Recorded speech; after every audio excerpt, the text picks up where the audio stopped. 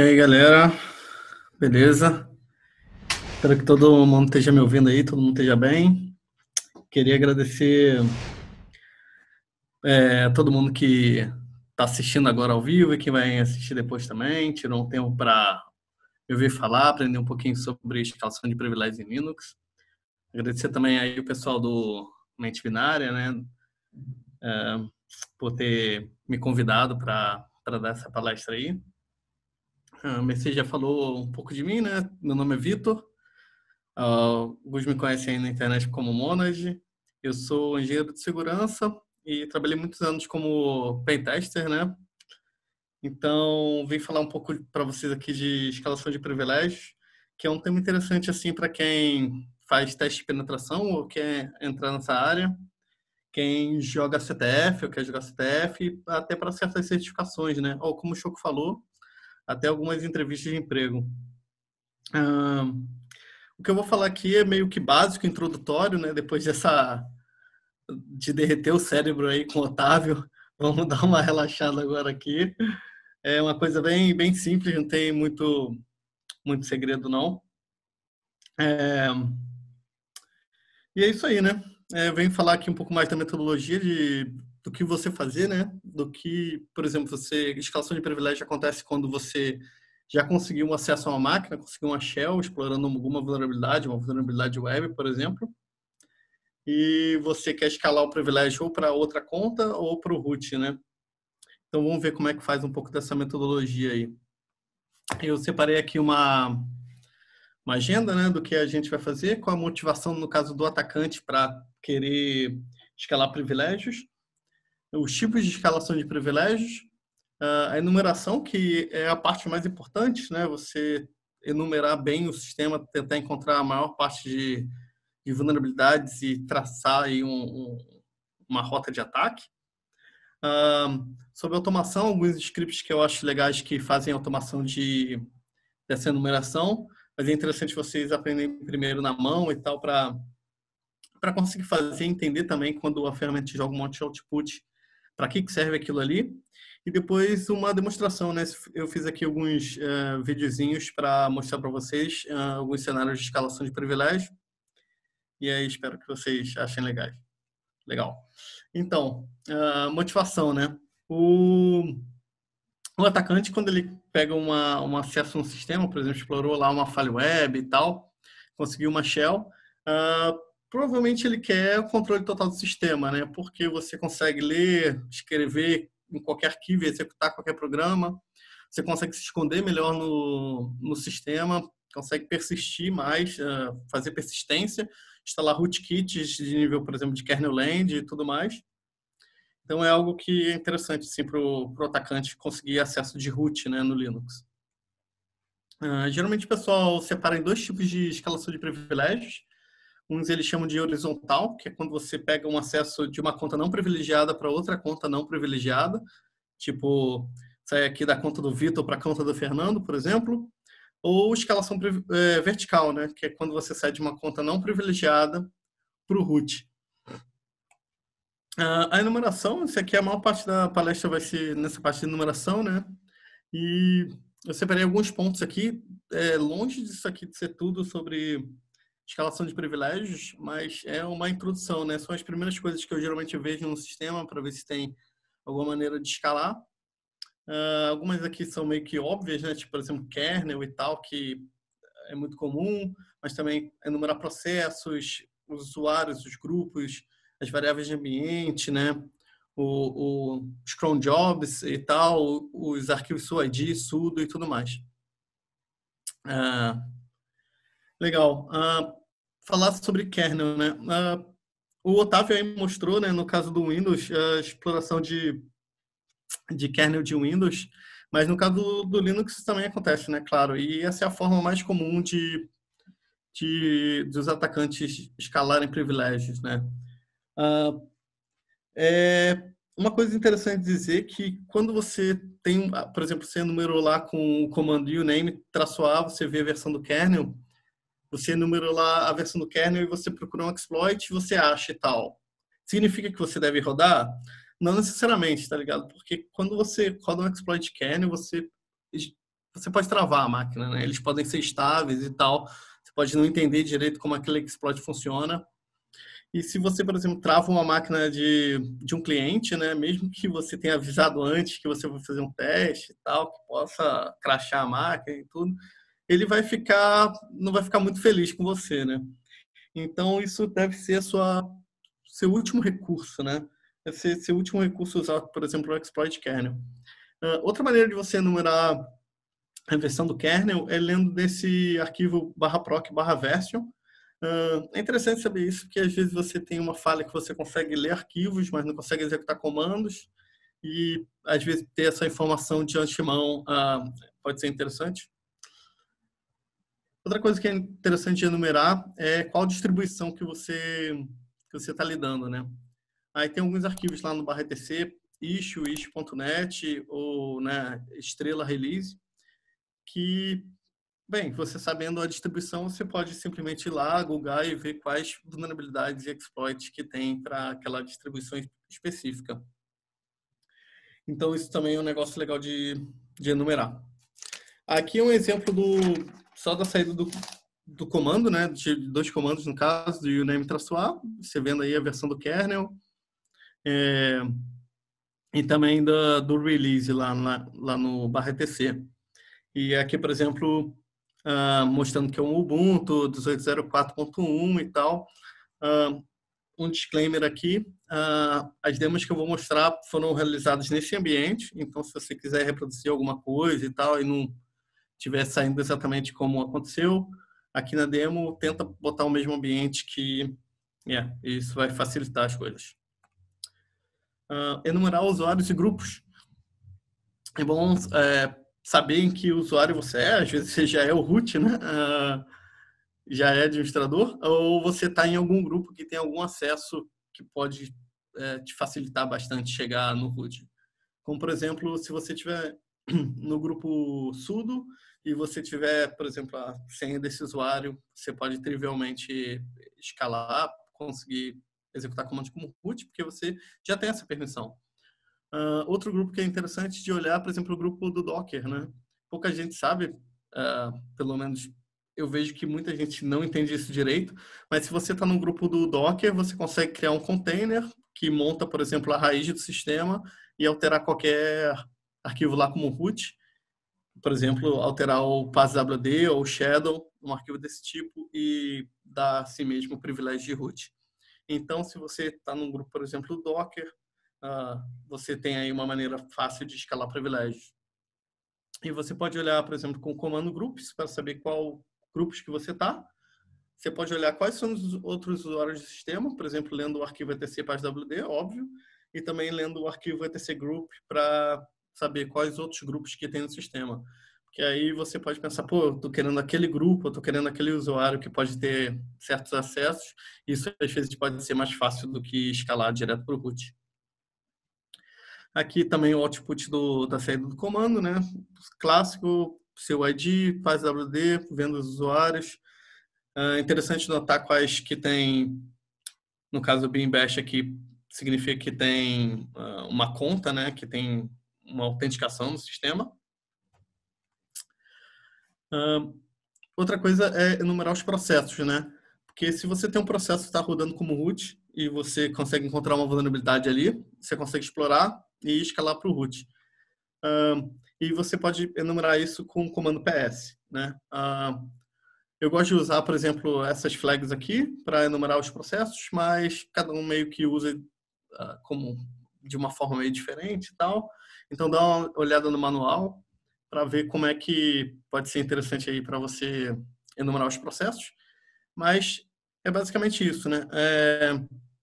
Outra maneira de enumerar o processo, que eu não coloquei aqui, mas é basicamente olhando lá no pseudo-diretório, né? No /proc, que tem lá pastas separadas por números, e esses são os process ID de cada processo. Então você pode olhar ali e enumerar por essa forma também. Aí o output aí do PS, basicamente essa opção do F no final que eu coloquei serve para botar essa estrutura meio que de árvore aqui assim. E enumerar environments. é muito comum hoje em dia o pessoal colocar senhas nas variáveis de ambiente. Então, por exemplo, você explorou um processo lá, uma aplicação web, e essa aplicação web ela precisa, por exemplo, comunicar com um banco de dados. E aí você pode ter senhas tanto em arquivos de configuração, por exemplo, como você pode ter em variáveis de ambiente. E é muito comum também fazerem reuso de senhas. Então, toda senha que você encontrar, sempre quando eu falar de senha aqui, sempre pensa que as pessoas podem, os administradores, desenvolvedores, podem fazer reuso dessas senhas. Então, tenta logar como root, tenta logar com outras contas que tiverem nos sistemas, para escalar, né?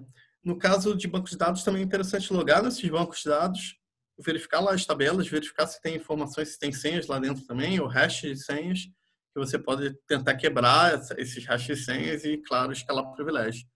Então, como é comum o pessoal hoje em dia deixar senhas e credenciais dentro das variáveis de ambiente, isso aí definitivamente é uma coisa que você tem que olhar. Isso aí é só um output das variáveis de ambiente, né, do comando env. Enumerar a rede, né? É importante saber também onde você está na rede, né? Ver se sua máquina tem, por exemplo, um IP público ou se você está numa subrede. Saber, por exemplo, quais portas estão abertas na sua máquina para você inferir, por exemplo, quais processos. Às vezes a lista de PS é muito grande e tal, você não quer olhar aquilo tudo naquela hora. Então, assim, olhar quais portas estão abertas também é bem interessante. Essas flags aí do SS, esse comando é tipo netstat, é meio que o novo netstat. E aí tá o A para mostrar tudo, né? O N é para não fazer resolução de DNS, o L é para mostrar as listening, o que está escutando, o T para TCP, o U para UDP e o P de process, para mostrar os nomes de processos, caso você tenha permissão para isso. Então, sei lá, eu gosto sempre de saber quais processos estão rodando, né, e quais estão abrindo uma porta para caso tenha uma vulnerabilidade nesse serviço e ele estiver rodando como root ou mesmo como outro usuário, se você explorar, você ganha esse acesso. O route também para você se localizar na rede, né, se você tem um gateway, alguma coisa assim. Aí a saída do SS, né, mostrando aí que tem, por exemplo, a porta 3306, que aí você pode pensar, pô, essa é a porta padrão do MySQL, né? Aí você pode ver lá no PS se estiver rodando MySQL e inferir que é isso. O 22, que é do SSH, o 80, que é do servidor web, né? E por aí vai. Outro modo interessante é você sacar quais são os módulos de kernel, né? LKM significa Load-Able Kernel Modules. Então, é basicamente módulos de kernel que são partes de código que você carrega no kernel para estender a funcionalidade do kernel. Geralmente é usado para drivers e tal. E, né, se você tiver tipo um módulo de kernel que ele não é muito padrão e tal, pode ser algo customizado. E essas coisas customizadas geralmente tendem a ter vulnerabilidades assim mais triviais de explorar. Ou você pode, né, olhar os módulos de kernel que estão rodando e lá olhar o código e ver se você encontra uma vulnerabilidade aí também. Eu acho mais fácil achar um problema no módulo de kernel do que no core do kernel mesmo. E para listar o módulo de kernel, você pode usar o lsmod ou também ler lá no /proc /módulos e tentar enumerar aí alguma vulnerabilidade no módulo de kernel. Mas assim como vulnerabilidade no kernel, você está lidando ali com a área de memória do kernel, então pode ser algo meio perigoso de você fazer, né? Pode aí crashar o sistema, pode dar uma função meio crítica. Aí o output aí do lsmod. Cron jobs. Cron jobs no Linux em geral são tarefas agendadas, né? Que muitos administradores botam para rodar backups ou rodar certas atividades que eles querem que rodem periodicamente. Você pode olhar, tipo, tem algumas pastas, né, no etc/cron, e aí você pode listar elas para ver se tem algum cron script lá que está com uma permissão meio zoada, tipo, você consegue escrever, né, porque escrever nesse script, e se esse script está rodando lá como root, né, o cron job do root, você consegue escalar privilégios assim. Minha coisa é lá no cron tab, né? Ver quais são os processos que estão rodando no cron tab, ou ver as permissões desse arquivo também. Tem um que eu esqueci de botar aí, mas é o various pool cron tab também. Geralmente a permissão você não consegue ver ou ler, mas se o administrador meio que mudou por algum motivo mudou aquela permissão e deixou lá para o seu usuário que você comprometeu lá conseguir escrever, você pode conseguir escrever nessa tarefa agendada, nesse arquivo de tarefas agendadas e conseguir escalar privilégios assim. Um programinha que eu acho muito interessante é o PySpy, né? PySpy é um programinha que basicamente fica sacando os processos que estão rodando, tipo PS, aquele comando PS lá, só que ele só te mostra os novos processos. Então, você deixa ele rodando um tempo e você vê que, eventualmente, o processo começou a rodar e você consegue ver que foi o cron que chamou. Então, você sabe que isso é uma tarefa do cron, porque muitas vezes você não consegue ler esses arquivos, né, e saber que tem um cron job rodando do root e tal. E aí isso é bem comum também, CTFs, assim, do pessoal colocar esse método de escalação de privilégios. E uma coisa perigosa é de wildcards, né? Vou mostrar aqui numa demo para vocês. Que quando você usa wildcard, né, aquela estrelinha, asterisco, o bash basicamente expande o asterisco e você consegue fazer algumas coisas interessantes com isso aí, né? Aí eu vou mostrar para vocês uma exploração desse tipo. Aí o output do PySpy, para quem não conhece essa ferramenta, bem legalzinha, né? Legal. Arquivos, né? Isso aí meio que quando você já está um pouco desesperado, né? Você procura todos os arquivos do sistema que você consegue escrever e consegue ler. E aí procura se tem algum arquivo que está com uma configuração meio zoada, né? Tipo, você consegue escrever lá no PageWD ou no Shadow. Você consegue escrever, por exemplo, no arquivo sudoers, que contém a permissão de sudo, ou nos cron jobs, que nem eu mostrei. Mas, tipo, esses finds aí, se você rodar, tipo, vai vir um monte de coisa. Então, tipo assim, é bom tentar filtrar, procurar umas coisas mais específicas primeiro, mas se você não encontrar nada, tentar olhar tudo pode ser uma opção. Uma coisa que eu gosto muito de procurar é chaves privadas, né? Então, porra, uma das primeiras coisas que eu faço quando eu entro no sistema é procurar chaves privadas perdidas por aí e tentar logar com qualquer chave privada que eu encontrar, né? Como root ou como qualquer outro usuário. Já aconteceu em playtest de eu achar a chave privada perdida. Eu estava até fazendo isso com o Luan há um tempo atrás e a gente achou uma chave privada que era usada num script de backup, num SFTP e tal. E eu pensei, não, porra, vou tentar logar isso aqui como root, né?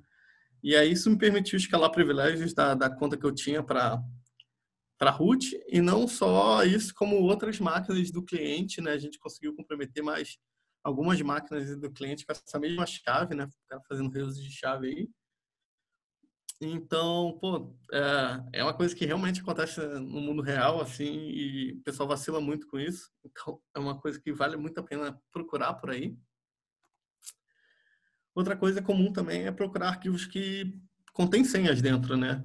Como falei, que o uso de senha é uma prática muito comum. Então, tipo, você procurar, por exemplo, arquivos de configuração lá no var www, por exemplo, que tem um arquivo de configuração com a senha do banco, e você tentar não só logar no banco e pegar essas credenciais que podem estar no banco, como tentar fazer reuso de senhas, né? Então, qualquer credencial que você encontrar, tentar logar com outras contas ou como root, pode ser, sim, muito proveitoso.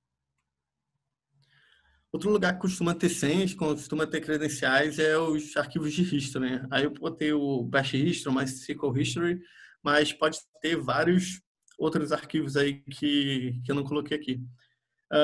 Mas isso acontece porque, por exemplo, às vezes o cara digita su e digita errado, né? O fato dele digitar errado, ele sai botando a senha logo em seguida, né? Já tá lá a memória motor, o cara sai digitando rapidão. E isso acaba colocando uma senha lá no arquivo de registro de forma não encriptada, né? em texto plano. Então, se você poder ler esses arquivos e tentar procurar alguma coisa ali, é bem interessante. Outra coisa também é que tem certos comandos que você já coloca a senha na linha de comando mesmo, né?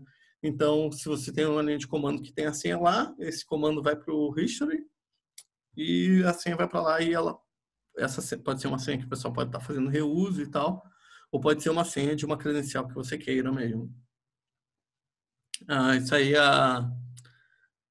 um output e um history, né? Aí eu botei aqui, por exemplo, a brincadeirinha do cara digitando sua errado e botando lá a senha logo em seguida, né? Uma coisa que definitivamente você tem que olhar é por pacotes vulneráveis, né, no sistema. Então, a maneira de você sacar isso é com o dpkg-l no sistemas baseados em Debian, tipo Ubuntu e tal, ou com rpm-qa para sistema tipo baseado em Red Hat, como Fedora e tal. Isso aí, eu acho que não precisa falar muito, né? Se tiver um software lá rodando que roda como root, né, e você consegue explorar, tipo, tem uma versão do sudo vulnerável, e aí você consegue ver a versão, você vê a versão assim e tal, e você consegue explorar e, claro, escalar para root. Também é interessante se você acompanha os exploits que vem saindo e tal, acompanha as vulnerabilidades que saem, é já tentar olhar por elas direto, né? Tipo, eu sei que tem exploit para MySQL na tal versão e que dá para escalar privilégios assim, então olha lá direto do MySQL. Mesma coisa com o Xsim, tem exploits clássicos aí de escalação de privilégio do Xsim, que é um servidor de e-mail e tal. Mesma coisa do sudo, saem uns exploits e tal, então vamos ver qual é a versão. O Snap, para quem não sabe, é uma maneira de você instalar pacotes, de pacotes que não são específicos para uma certa distribuição, né? Então o pessoal faz um pacote só e aí você com o Snap instala no Debian, no Red Hat e por aí vai. E não muito tempo atrás, eu acho que foi começo de 2019, saiu uma vulnerabilidade para o Snap e se o administrador não atualizou, vai estar vulnerável e você consegue explorar, usar um exploit, por exemplo, público para conseguir escalar privilégios dessa forma. Aí uma output do dpkg, né? Aí mostrando, por exemplo, o snapd aqui com uma versão que não é a última, aí você pode procurar aí, né? E ver que essa versão tá vulnerável, por exemplo, a um exploit chamado Dirty Sock, que é o que, se der tempo aqui, eu vou mostrar para vocês. Outra coisa muito comum e muito clássica, assim, de escalação de privilégio, principalmente, assim, em textos, assim, em CTFs também, é procurar arquivos SUID, né? Então, tem alguns arquivos SUID que já permitem, por exemplo, se você tiver o find como SUID, o que é SUID, né? Vou explicar primeiro. SUID é uma maneira de você rodar programas como se você fosse outro usuário. Então, tem alguns programas que eles são SUID root, então quando você executa eles, você, na verdade, está executando esses programas como root, né? Com permissões do root. E isso tem vários usos. Por exemplo, quando você vai mudar a sua senha, né? Você usa lá PassWD e bota a sua senha nova, né? Mas se você não é um usuário root, né? Se você não é um usuário privilegiado, efetivamente você precisa escrever no arquivo shadow o hash da sua nova senha, né? Então, esse programa PassWD ele precisa ser sua ID root, por exemplo, precisa pelo menos ter a permissão de escrever no arquivo shadow ali. Outro exemplo é o Ping, né? Ping é um programa, né, para mandar pacote CMP e ele usa raw sockets. E só dá para usar raw sockets se você for root. Então é muito comum o Ping vir com a permissão sua de root também nas distribuições. Mas às vezes os admins eles querem dar acesso a certos programas, né? Por exemplo, o Nmap, para você rodar ele com todas as funcionalidades, você precisa de acesso root, mas não quer dar acesso root para os usuários, né? Isso é uma coisa também que eu já vi no mundo real, né? O pessoal com o Nmap SUID por aí, ou no sudo. E o Nmap, por exemplo, ele permite você executar scripts, né? E aí você consegue executar código dessa forma. Mesma coisa com vários outros programas, tipo Find, que tem a opção "-exec", que você consegue executar comandos, o less, o more, que você consegue também executar comandos. E para ter uma lista mais completa, né, pelo menos de todos esses programas que dá para você abusar desses privilégios, esse GTFO Beans, então é um site bem legal que vai ter uma lista de todos os programas que são perigosos de você colocar com permissão sudo ou sudo. E se você encontrar algum desses, você, como suid e com sudo, você pode checar nessa lista. E tem nessa lista ele já tem meio que o comando lá, né, a mágica para você conseguir ou ler um arquivo, ou escrever um arquivo, ou pegar uma shell, que é o que a gente quer, né? Outra coisa comum também é, se você olhar, claro que você pode até encontrar uma vulnerabilidade num SUID padrão, assim, num Shorg ou num PassWD, num ping, mas tentar encontrar SUIDs que não são padrões, né, da distribuição, e às vezes é alguma coisa feita em loco e tal. Então, procurar por, né, fazer engenharia reversa usando o Ghidra ou o IDA Pro e tal, e procurar por buffer overflows, format string, command injection e por aí vai. Aqui é o output do find, né? Procurando o arquivo suid. Alguns comandos aqui e tem aqui, por exemplo, um arquivo suspeito que é o ARP, que não é padrão. E se vocês forem lá no GTFO Bin, vocês vão ver que dá para fazer o tipo ler arquivos e tal, que é o que eu vou mostrar na demo aqui para vocês. O sudo é basicamente a mesma coisa, né? Tipo, você tem que olhar por comandos perigosos e tal. E aí você checa lá no GTFO Beans, é muito parecido, só que funciona meio que diferente, né? Sudo é uma maneira também de você executar comandos como outro usuário, e aí você dá a permissão para executar só aqueles comandos para aquele usuário. Então acaba sendo um pouco mais granular que o suid.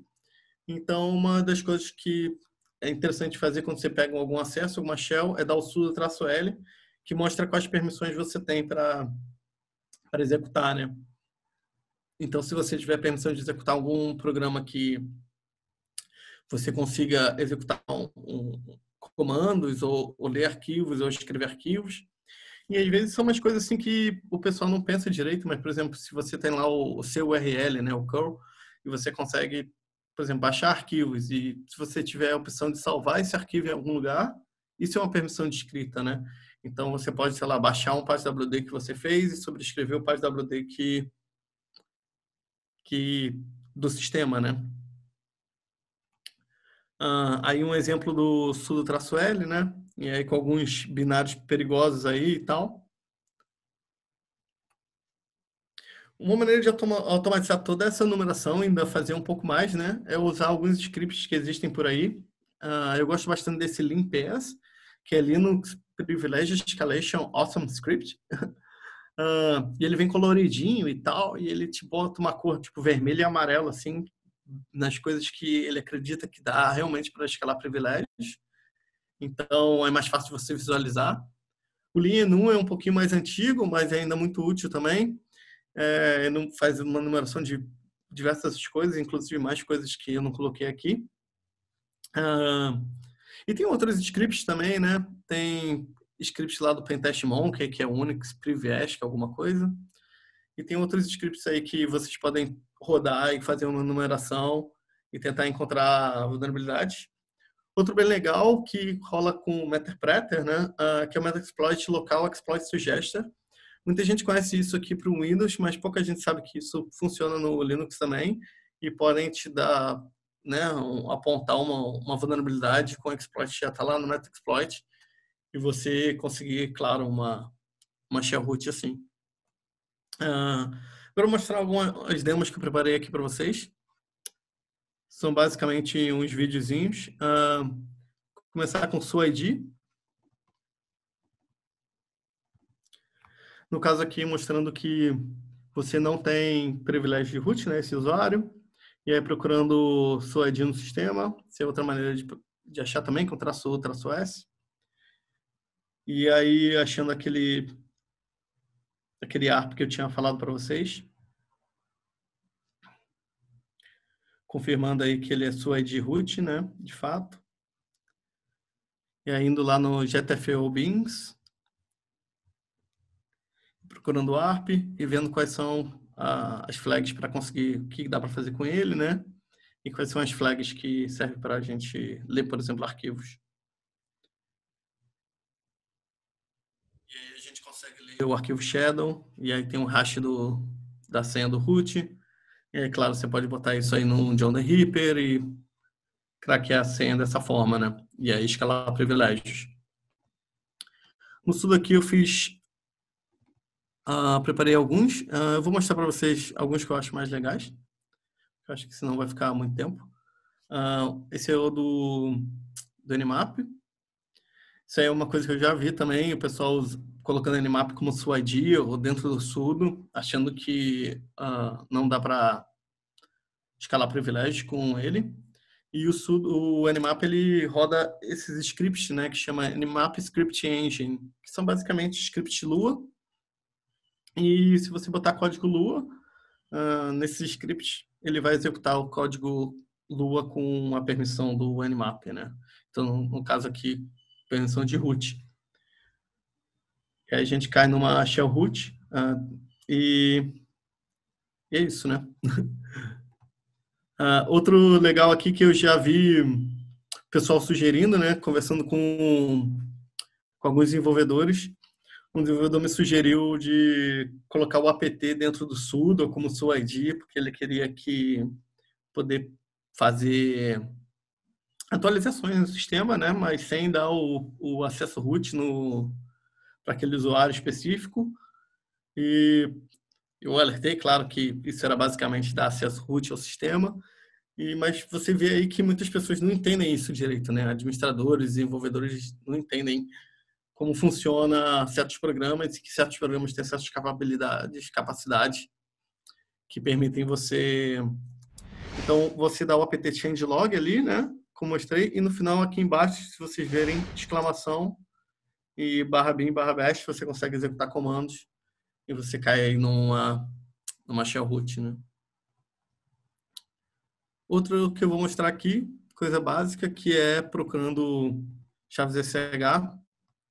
Isso é algo também que é muito comum, o pessoal deixa a chave SSH perdida aí mostrando que está com a porta 22 aberta, aí dando um grep aí para vendo no PS para ver se está o SSH rodando mesmo, e procurando, né, chaves privadas pelo sistema inteiro. Esse devnu aí para jogar os erros para devnu, né? Achei uma chave aí vendo que ela pertence de fato ao root e que a gente tem permissão de leitura, né? Isso é importante. E aí, claro, né? Você sempre que encontrar uma chave privada, você tenta logar ela como root ou em outros usuários também. E aí você cai numa shell root se você tiver sorte.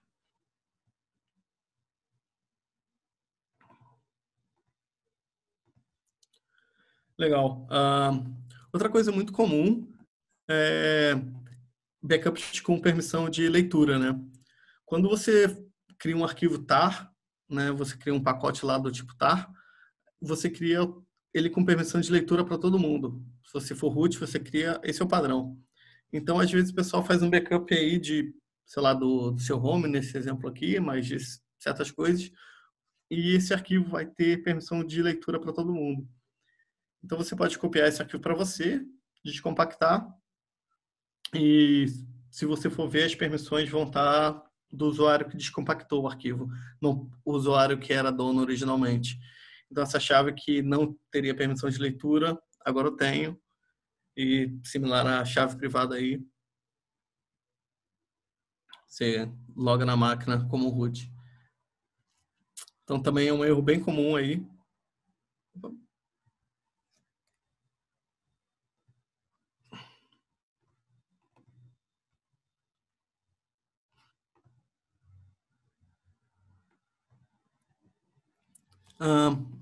Mostrar aqui um do Chrome. Esse aqui eu acho que é a demo mais legal. Isso aí é bem comum mais comum em CTF e tal, Hack the Box, esse tipo de coisa. Primeiro eu estou mostrando aí, enumerando os arquivos Chrome para ver se você tem alguma permissão de escrita, alguma coisa assim. Mesma coisa o Chrome Tab, né? Que às vezes o pessoal altera a permissão do Chrome Tab. Vendo se tem alguma coisa aqui. E outra, outro ponto interessante é ver se você tem o Chrome rodando de fato, né? Aí eu vou lá e procuro o PagePy para baixar.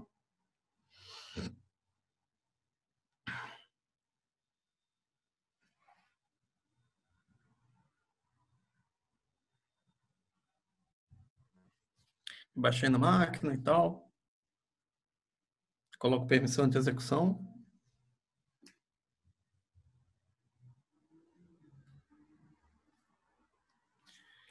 E aí, eventualmente, vai aparecer algum cron job que eu preparei aí.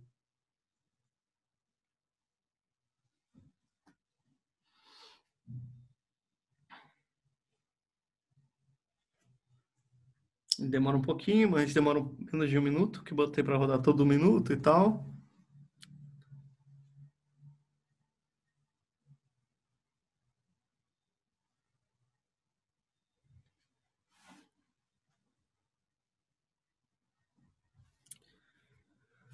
Esperando. E aí é um jogo de tempo, né? Cron e esse tipo de coisa. E imagina que tem processos Cron que demoram horas, ou dias, ou semanas. Então, se você for fazer isso no mundo real, se você for fazer um pentest que às vezes demora por uma semana e tal, ah, é difícil você conseguir uma coisa desse tipo, mas um atacante que não tem limite de tempo, tipo um atacante real ou um estado, né? Um APT e tudo mais, ele conseguiria.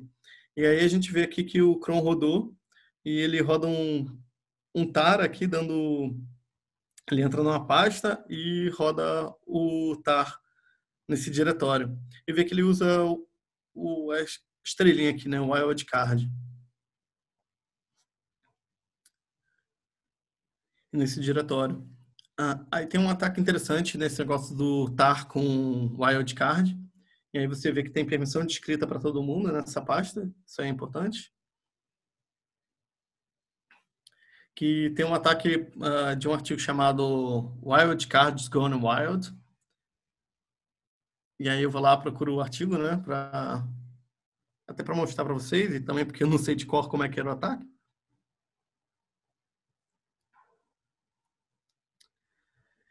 E aí tá Arbitrary Command Execution.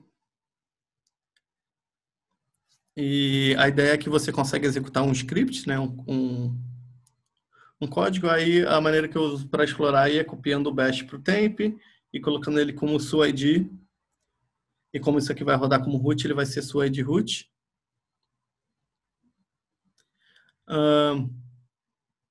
E aí você cria dois arquivos, né? Com esses nomes, no caso checkpoint igual a 1 e checkpoint action igual a exec igual a sh, esse seu script, né? Isso funciona porque como o wildcard ele expande todos os nomes do arquivo para fazer a compressão ali, né? Ele eventualmente vai expandir esses nomes desses arquivos e o tar ele vai entender não como nomes de arquivos, mas como parte do comando, né? Como parte das flags, das opções do comando. E, e é por isso que isso funciona, né? Então você consegue executar comandos a partir do tar, né? Tipo, injetar opções dentro do tar por causa desse wildcard, porque você tem permissão ali de escrita nesse diretório que o root está usando o wildcard. E aí o cron rodou, e aí, se vocês verem a expansão aqui dos nomes dos arquivos, o checkpoint action virou uma opção, né? E o checkpoint igual a 1 também. E o cron, de fato, executou aqui o nosso script, fazendo aqui a cópia do bash e colocando ele como sua ID.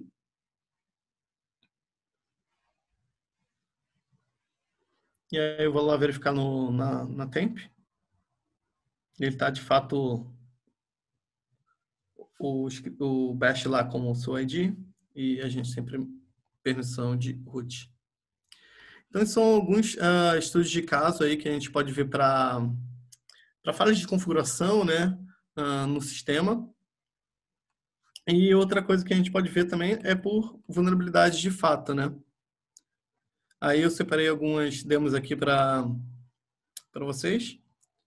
Opa.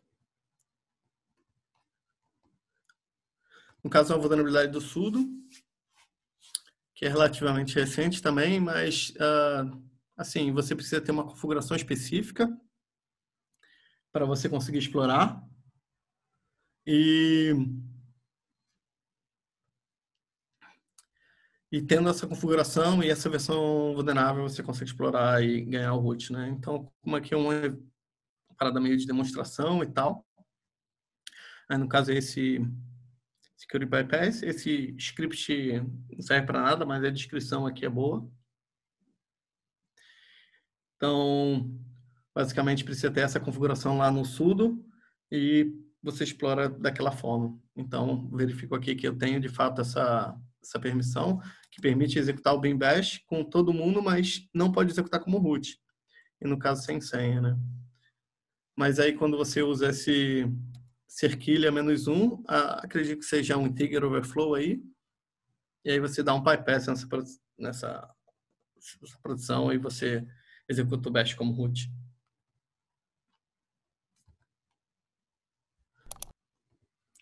Outro programa vulnerável que eu selecionei aqui para vocês é o Snapd. Isso tudo tá vulnerável naquele Ubuntu 18.04.01, né? E aí, uma maneira com dpkg, ou botando logo o -- version, né? E aí você pode procurar o exploit db, e aí tem esse dirty sock. É interessante você sempre dar uma olhada no script e tal. Isso aqui é só para demonstração, só passando o olho para ver que ele não faz nada malicioso e tal. E aí, baixando o dirty sock, renomeando ele para .py e executando. E esse exploit, ele, caso ele tenha sucesso, né, ele adiciona uma conta nova chamada dirty sock, e essa conta ela vai estar no grupo do sudo, e aí você consegue executar sudo su e virar root dessa forma. Ele criou a conta aí, dirty sock, e ele está no grupo do sudo, e você tem a senha, e aí você é root. O último que eu separei aqui para vocês é do Metaxploit, que é o Exploit Suggester. Eu já começo aí com o Meterpreter. Eu procuro pelo Suggester, né? E eu seto a sessão para a sessão do Meterpreter. Aí ele demora um pouquinho, né? Eu vou ver se consigo adiantar um pouquinho aqui para vocês.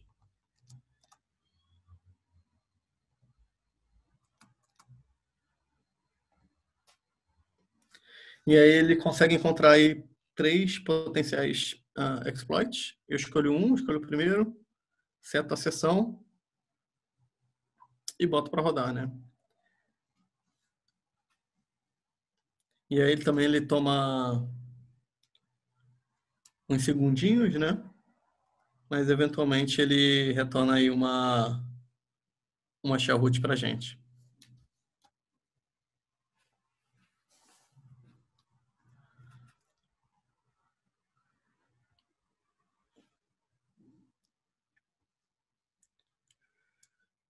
Vou adiantar aqui um pouquinho para vocês, para não tomar o tempo da galera. E aí ele retorna uma interpreta e tem permissão de root.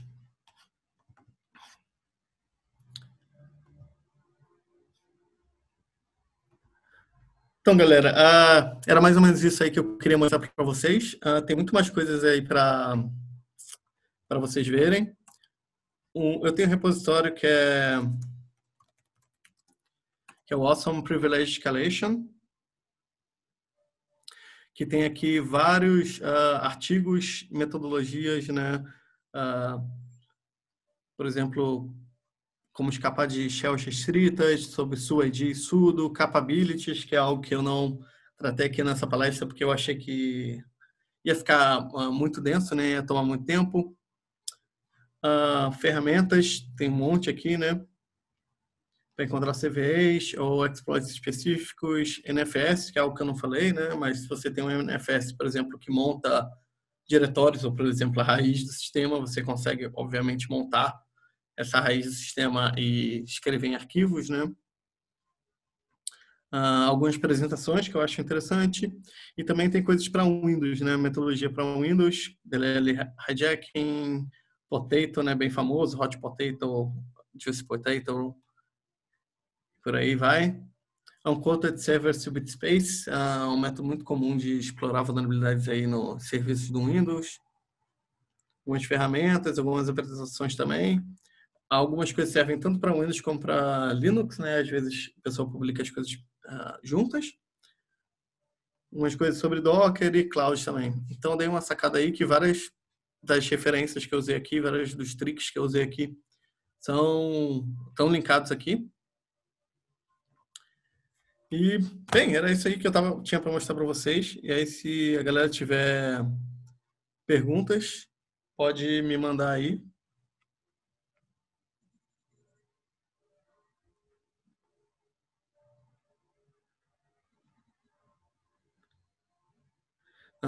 Dentro que falou que tem 3 perguntas para mim.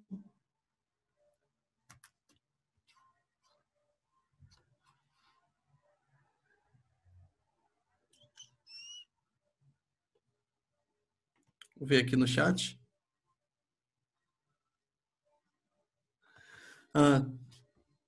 Como identificar que um usuário executou um programa ou um serviço como root?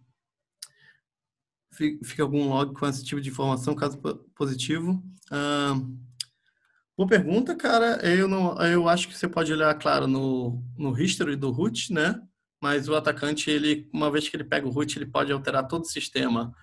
Então, pode ter sim um log, por exemplo, no history, ou, por exemplo, uma vez eu vi um cara que comprometeu um SSH com brute force lá numa senha e você tem os logs disso, né, no syslog, por exemplo. Mas, você tem que tomar cuidado com esses logs, porque o atacante pode também ter alterado tudo isso. Outra pergunta aqui. A melhor forma de hardening para chaves, então, é mudar o nome padrão delas? Não, eu acho que a melhor forma é você primeiro usar, quando gerar sua chave, né, você cifrar elas, né, que o SSH Keygen, ele te pergunta se você quer botar uma senha. Então, colocar uma senha forte ali, não deixar a permissão de leitura, né, além do seu usuário, e, claro, não deixar em diretórios que os outros tenham acesso e tal, né. Então, basicamente, tem umas permissões e ela está cifrada com uma senha forte. Outra coisa interessante também é que o SSH permite que você ponha o seu acesso utilizando chaves e senhas, né? Então, tipo, dá para você usar os dois ao mesmo tempo, né? Então, se você quiser ter uma produção maior, né? Tipo, 2 fatores assim, você pode pedir pela chave e pela senha. E se a chave estiver cifrada também com uma senha forte, me parece a melhor maneira. Então é isso, galera. Valeu aí para todo mundo. Acho que consegui chegar no tempo. E é isso. Valeu, pessoal. Um abraço.